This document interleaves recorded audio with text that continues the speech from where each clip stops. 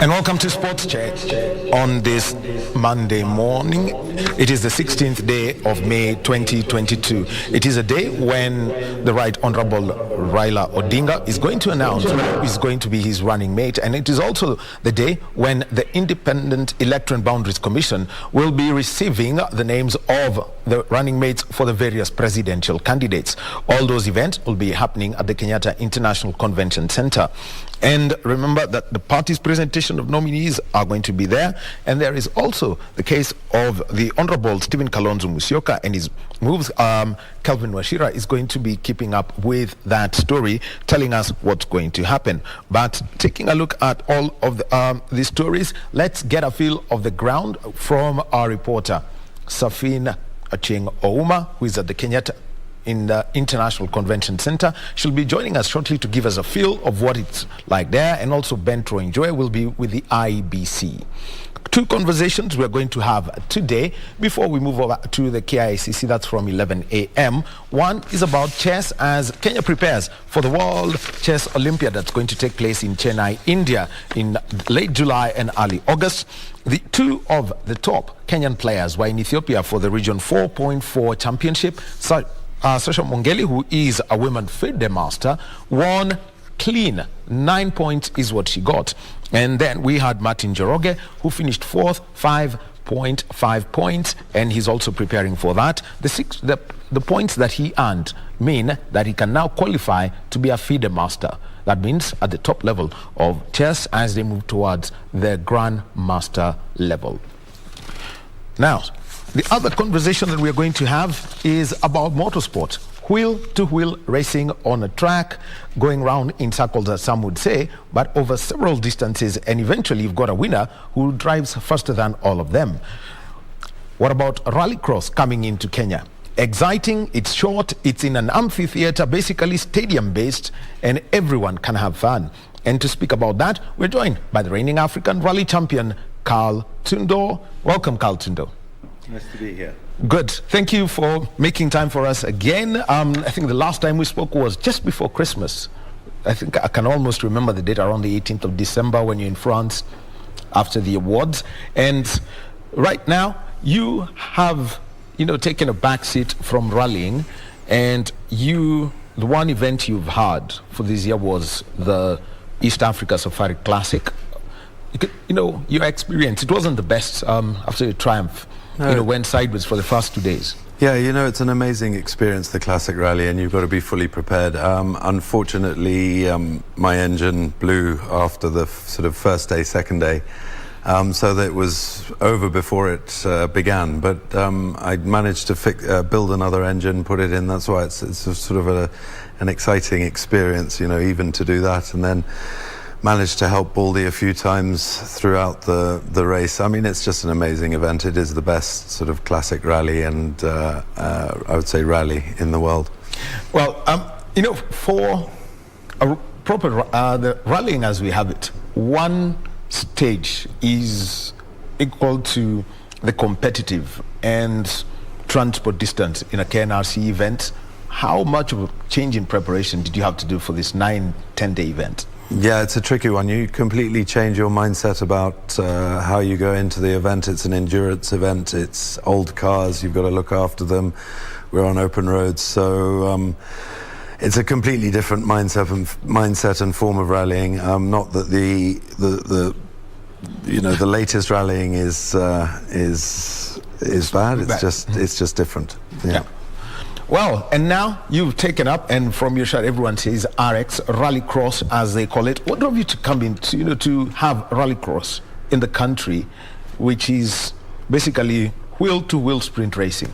It's an exciting new form of motorsport that's growing around the world, and why not have it here?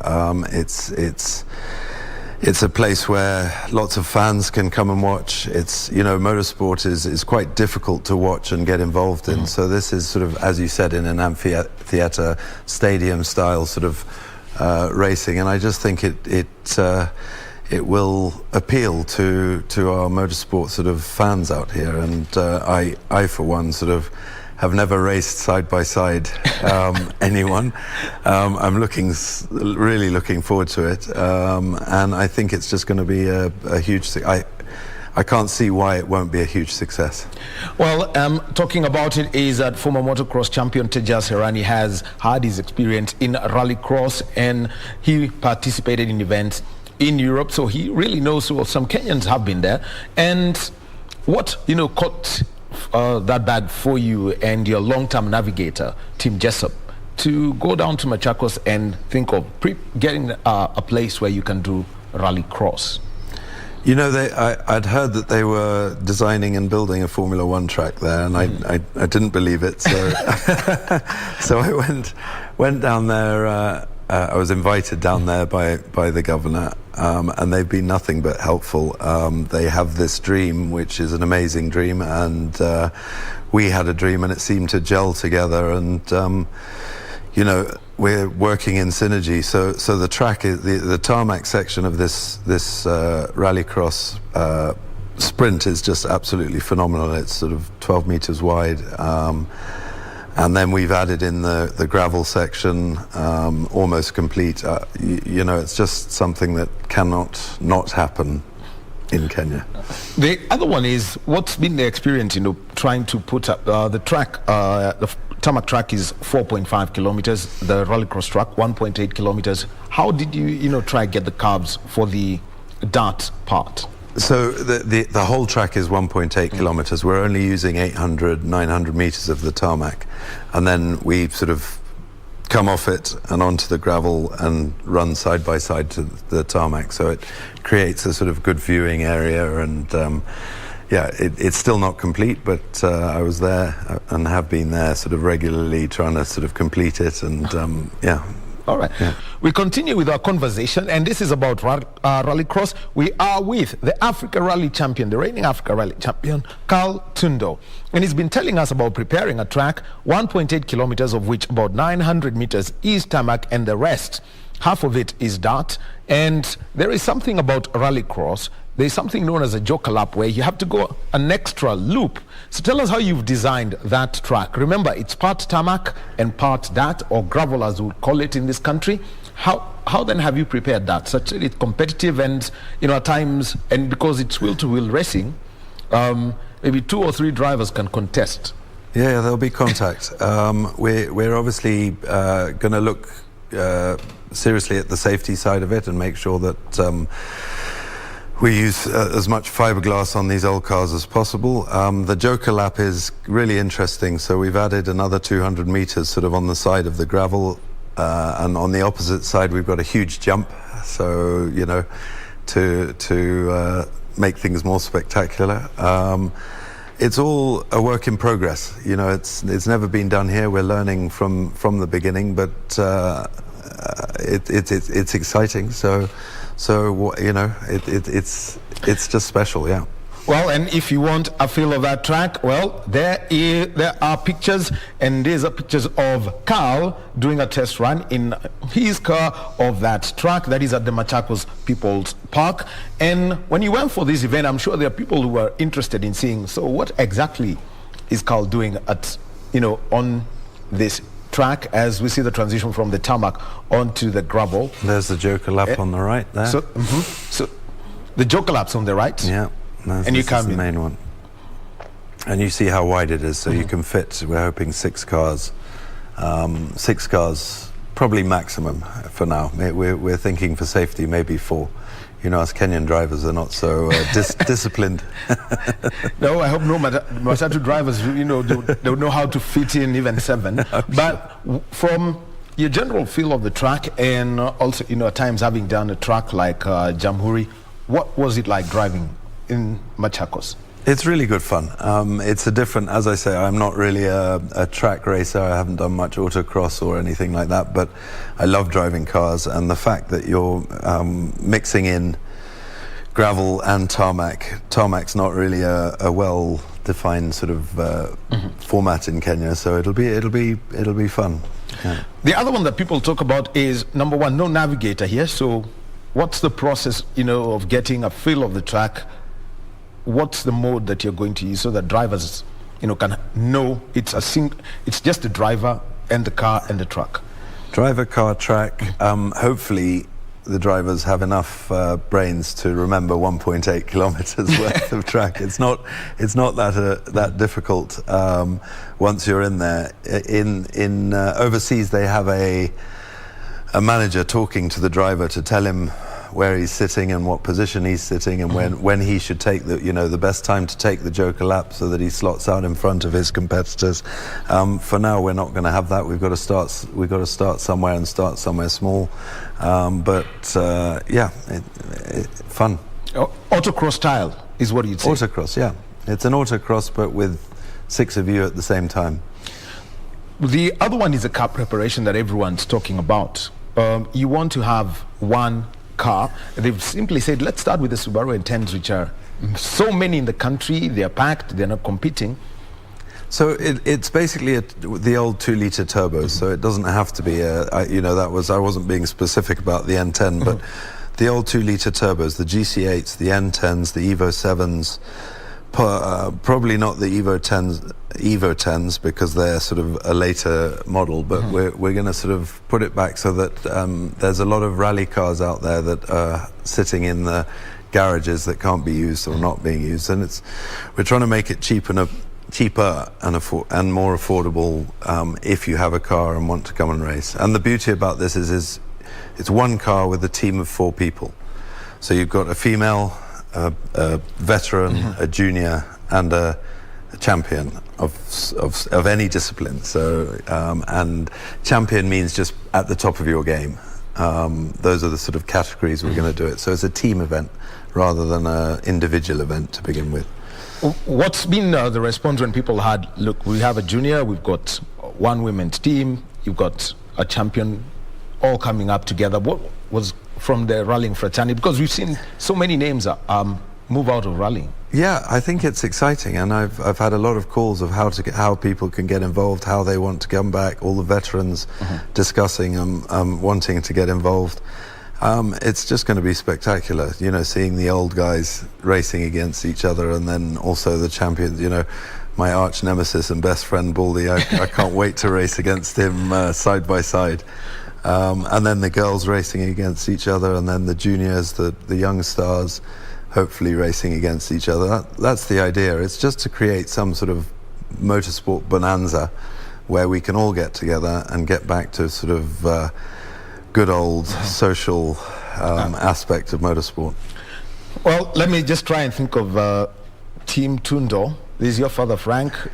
He'll be in the vets. I'm sure he wouldn't mind. The women's team would have your sister, Natasha, and you'd be there in the champions. Who would be in the junior team? We haven't quite got there yet, but we've decided to split the family up into different teams, just for the fun of it. So we will be racing against each other rather than together. Well, you've had your notes read in rallying by Tim Jessop. What most people do not know is that he's actually a very good driver. You've given him a few seats when you've got a 5-minute lead at the rally, does the final stage. Is he coming in as part of the organizers or one of the competitors? He's organizers, but he's also, I've definitely convinced him that he needs to compete. He's always said he's a better driver than me. All navigators say that.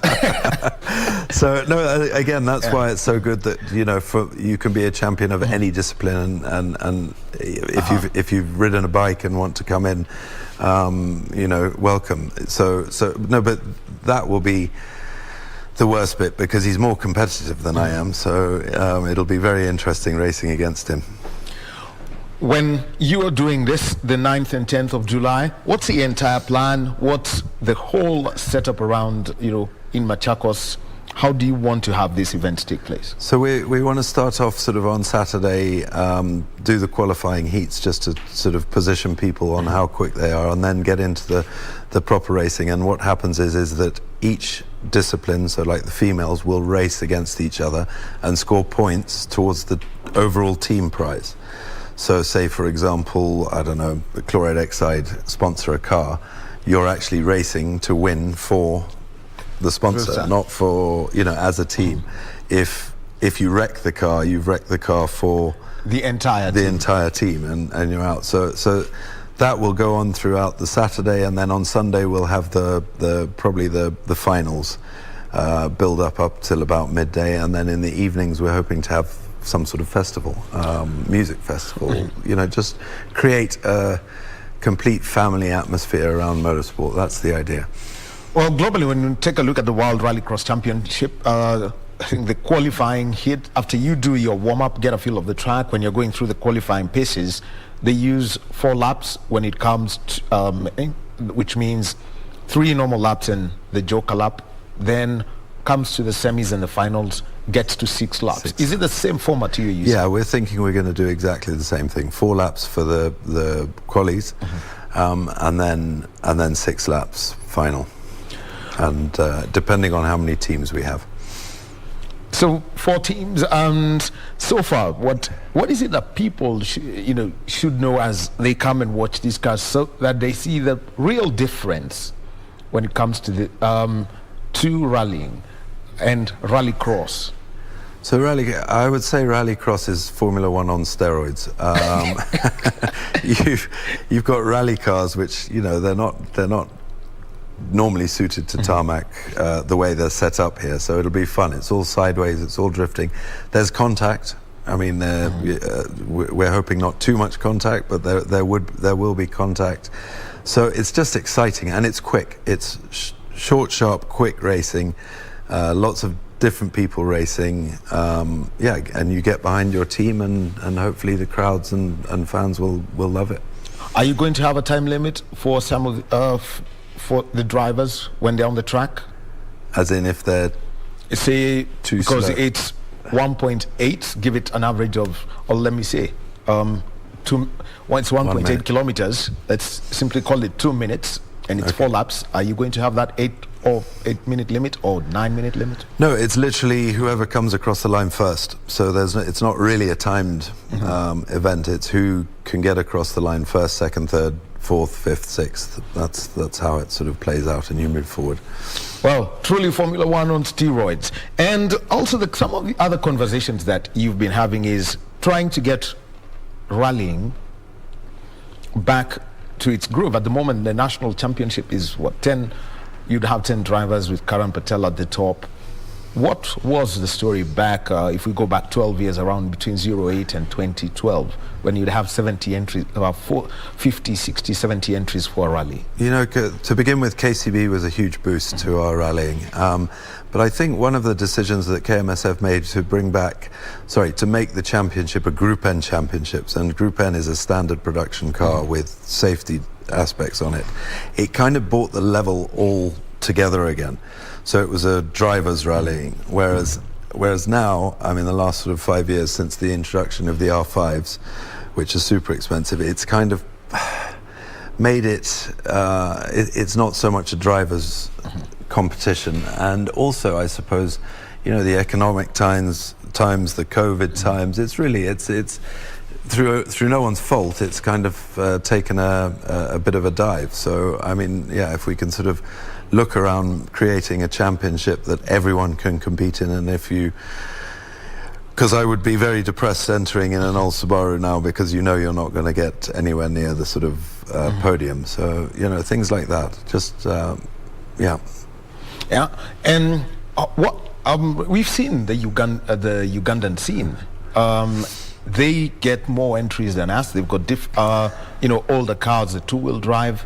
How do they do it differently? And just to make it, have the numbers on the roads. I actually don't know the secret there, but they are so passionate about motorsport. I mean, I've heard stories of drivers being funded by their fans to compete, which is an amazing attribute to them. They are sort of the most passionate fans, I would say, on the continent, having rallied there once. I don't know their secret, but they do make it exciting, and the drivers there even more so are sort of gods, I suppose. Yeah.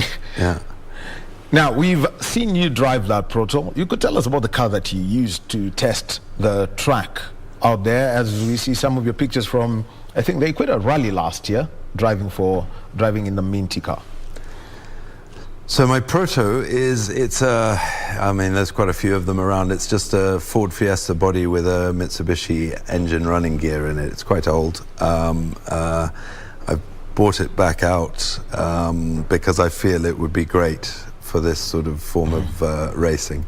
And hopefully, you know, I haven't completely given up rallying because I love it so much. Hopefully we can do sort of my most favourite sort of rounds in the championship and start enjoying ourselves a bit more. Which are your favorite? The Safari, I know, is Hyundai was supposed to offer regional champions drives, but that did not materialize. Where does that leave you? Yeah, that was really depressing and most unfortunate. Obviously the changes in Hyundai and the changes in FIA, everything got cancelled. We're still pushing to get a drive somewhere at some stage, which would be great. Whether it happens or not, I don't know. But my favourite sort of events here obviously were the Safari, because of the nostalgia behind it. I love it. I think I've done 20 something rounds and obviously won 5 of them, so that's at the top. But actual driving is Nanyuki Rally is right up there. I love Nanyuki.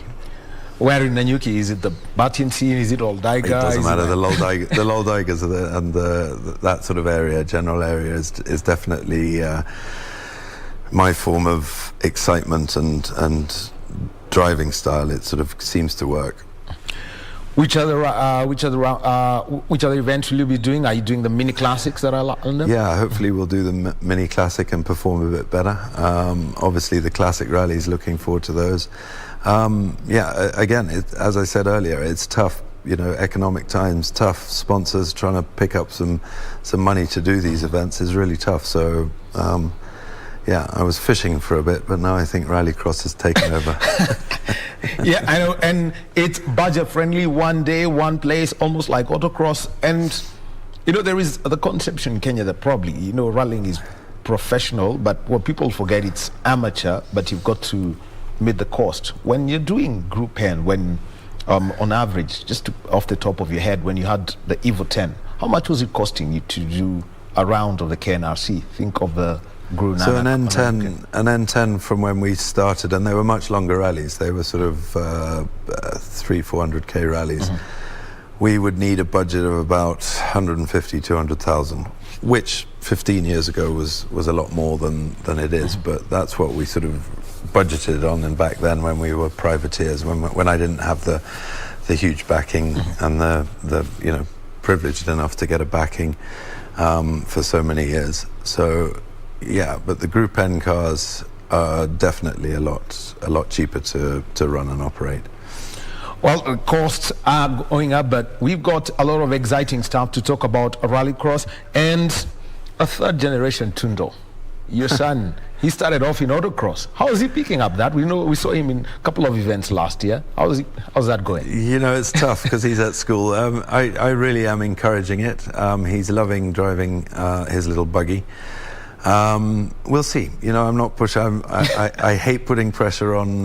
You know, maybe he's talented at something else, but so long as him and my daughter sort of are interested in motorsport and want to get involved, I'll push them as much as I can as a sort of a father. But he's done one round and loved it. So we'll see what happens. So who's the main coach?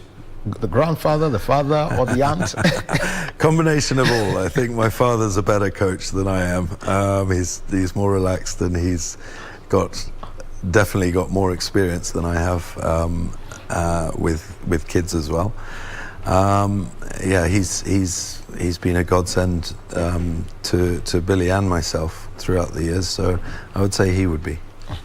Well, Carl Tundo, he is running Rallycross in Kenya. That is format. It's basically wheel-to-wheel racing. He calls it Formula One on steroids. So you've got 4 cars on a track that's about 12 meters wide, going over 4 laps of about 1.8 kilometers. The fastest past the line takes that heat, and remember, it runs until the finals. And for those who would be interested in getting into autocross, Rallycross, you've mentioned it's coming as a team. How do they get in touch? with your team? So there is on Instagram and on Facebook there is sort of a contact page to get hold of me. It's at the moment it's myself and a few others, but get hold of me. I mean, we're welcoming whoever wants to try. Obviously, the more experience you have to begin with, the better. We want to also later open it up to sort of a two-wheel drive, locally locally produced cars, you know, try and maybe even buggies, although I don't think that's on a safety aspect that great. But we want to try and open it up to all forms of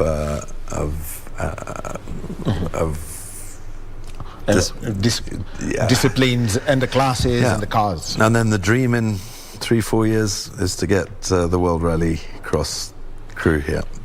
And what's the communication, for example, with the FIA and the Motorsport Federation? Because eventually, when there is such an event, they eventually somehow they just get to know about it and want to offer support. So they've already offered their support, which is fantastic. The federation have offered their support. Obviously, we've got to get it going. I'll get it going and get it sort of as a proven entity. But I don't see why they wouldn't support us and promote us and push us. Surinder That is involved. He's a former FIA Africa president. What's his reaction? I know he's not in the FIA board anymore, but what's his reaction? Yeah, you know, he's also super excited about this. He's a motorsportsman to begin with at heart, so he can see the excitement that this will build. So he's really helped, and he's also been a steward on actual FIA events. So he's got a wealth of knowledge that we can draw upon. Carl Tundo, thank you very much for your time this morning. We're hoping that we see you in action, rallying against champions. Who are those who've shown interest as yet? So there's Baldy's shown interest. I'm sure Ian will show interest. There's Karan, I'm sure, will show interest. We haven't started opening up the entries because we haven't worked out how, but there'll be plenty. All right. Thank you very much, Carl Tundo. Well, Rallycross, prepare your cars, get them all ready, and let's see how it all turns out in Machakos when we go when we just get down there and get ready for a lot of competition. Well, I've just been told, we can continue for a little bit before we bring in our chess people. And one of the things that everyone should know is preparing a car for Rallycross. What is it that they need to do? So, in my idea, on the minimum is to change all your panels to fiberglass panels, take the lights out, make sure your windscreen is not smashed. There's a film that you can put on the windscreens, and I think that, just as a basic, that's if it's a rally car.